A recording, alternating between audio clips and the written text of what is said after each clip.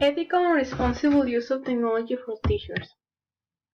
The use of technology has become fundamental and is as in our daily lives as in education. It assists us in our personal life, our academic life, and our professional life. Technology literacy has already become an essential skill for everyone. That's where teachers take place.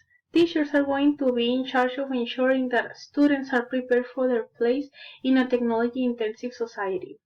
But teachers need to understand the broader process in implementing technology in schools. The process of acquiring and implementing educational technologies in a school has its own set of challenges, both academic and administrative, of which teachers need to become aware. Teachers have a unique and significant role in addressing many of the issues associated with implementing technology in the classroom. In this video, we're going to review the ethical and responsible use of technology. When a teacher is planning to implement any kind of education technology, many issues and concerns beyond those that are technical arise.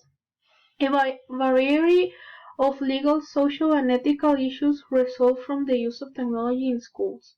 That's why teachers must be aware of these issues to make sure that they can create a climate in their classroom that fosters respect for ethics, fairness, and the law. In this video, we're going to review copyright and fair use, privacy, acceptable use, and piracy. First, we're going to talk about copyright and fair use of technology. Teachers need to be really careful about copyright materials and how to use them in their face-to-face instruction.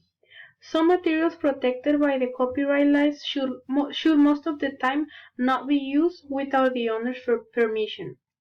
Although there are some occasions when such use is allowed. A fair use guideline is able to describe the circumstances in which a teacher can use copyrighted materials in their face-to-face instruction. Also, the Teach Act offers similar guidelines for the use of copyrighted materials in distant learning. So I'm going to leave a link in this slide, which is a PDF to the Teach Act, so you can read it carefully and become informed about that. Copyright laws evolve from time to time, but it is a teacher's professional and legal responsibility to stay aware and updated of the changes to the law and to model its application in his or her classroom. If a teacher is using a copyrighted material in his or her classroom, staying within the fair use, he or she has to observe the guidelines. Use the work only to face-to-face teaching. Okay, now we're going to jump to privacy. Every one of your students, like every citizen in the United States, has the right to privacy. For minors, their parents must give authorization to share any kind of information about the students, to which you might be private as a result of your position as a teacher. Technology has made the sharing of information extremely simple and convenient. In contrast, this same convenience can lead to inadvertent or intentional abuse. The right to privacy is one of the most significant issues in this digital age. Some internet sites that serve children have gathered and shared personal information about these children, including their names, addresses, phone numbers, photographs, and even information about their families. All this without asking parents.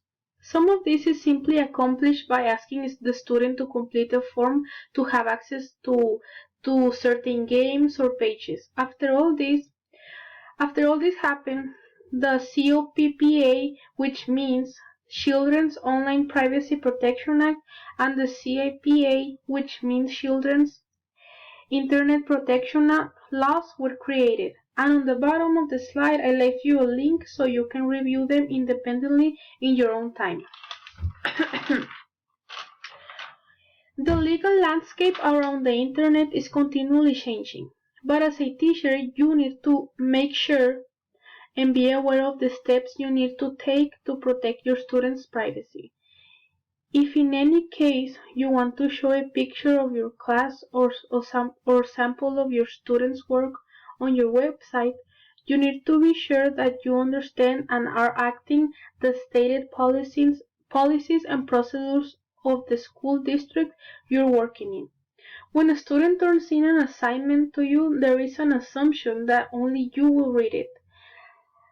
You don't have any kind of right to share a child's work public without parental permission, because indicating on the web data of the web that a child is in a particular class or a particular school and giving the student's name could really jeopardize the student's safety. You do not want other persons in you don't know what other person's intentions might be using that information.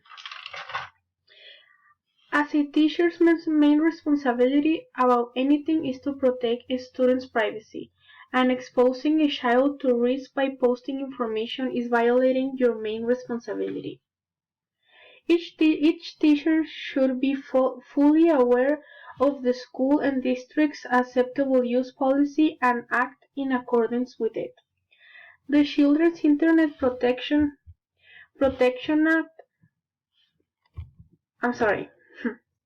The Children's Internet Protection Act took protection one step further and made a law that requires that libraries in schools and for public use establish and enforce policies to protect children.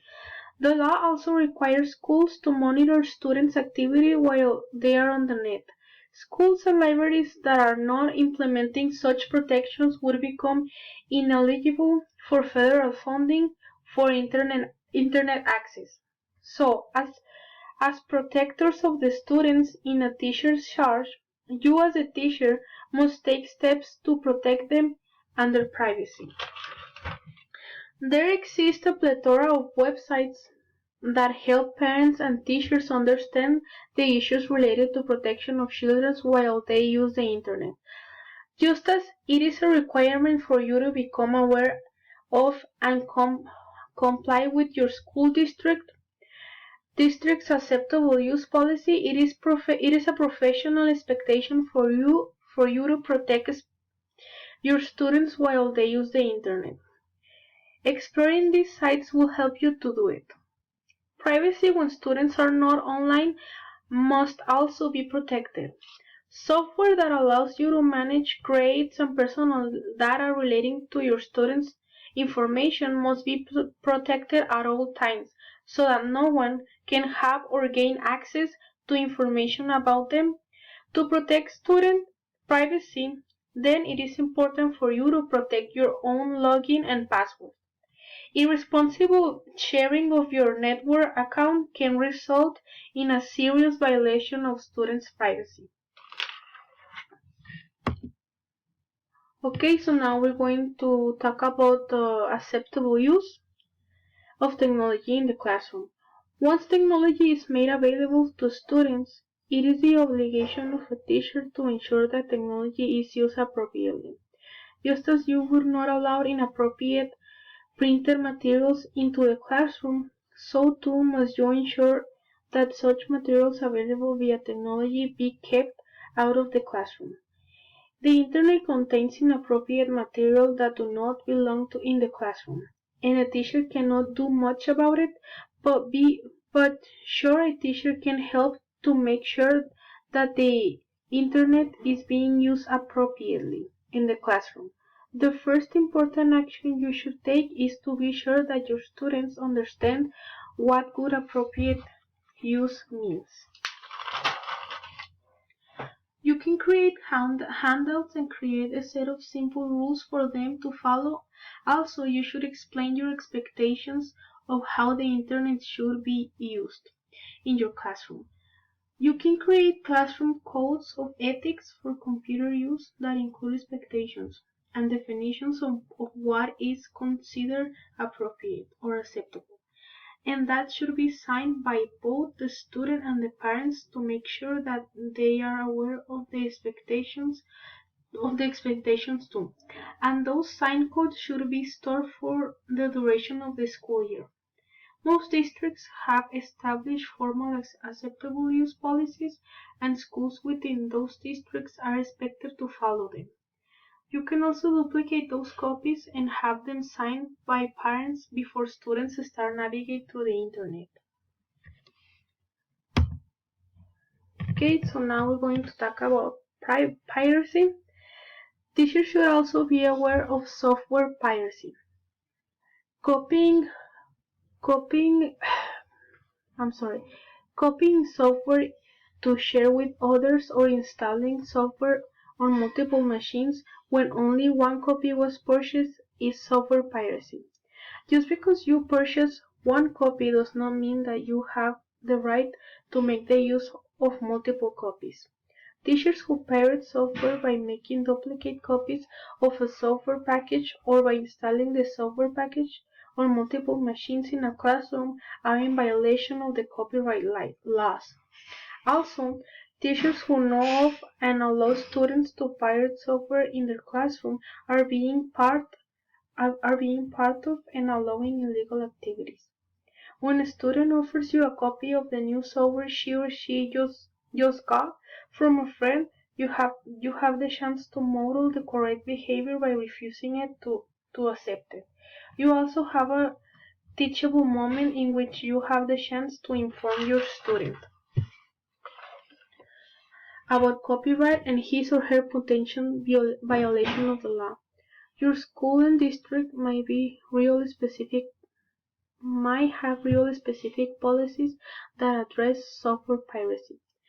Teachers should research and become aware of such policies so that he or she does not personally violate them or allow students to do so. It is the teacher's responsibility as a professional and a public servant to uphold and support the laws relating to copyright. To address potential digital dishonesty, teachers and schools should have clearly stated and enforced policies to deal with digital academic dishonesty, just as they do for dishonesty of the more traditional sort. If academic dishonesty is widespread, a school can even install or use a anti-plagiarism software that compares students' work with other known authors' work or work posted on the internet. Most teachers use Turnitin.com to check for intellectual depth, which I left you also a link on the bottom so you can try it in your classroom.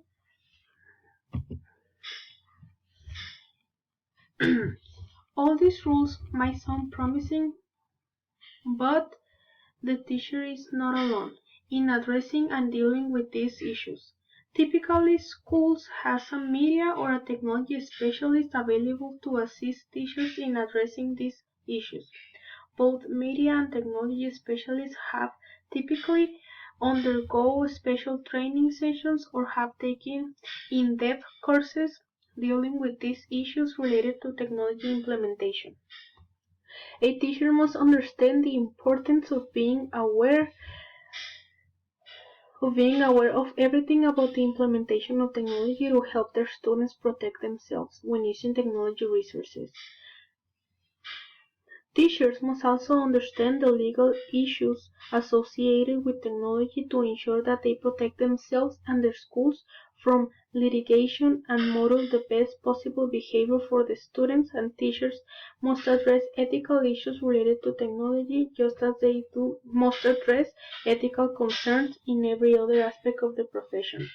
Today's education will need to be prepared for what is on the technological horizon in order not only be able to utilize these upcoming tools but also to be prepared to deal with the issues they will arise.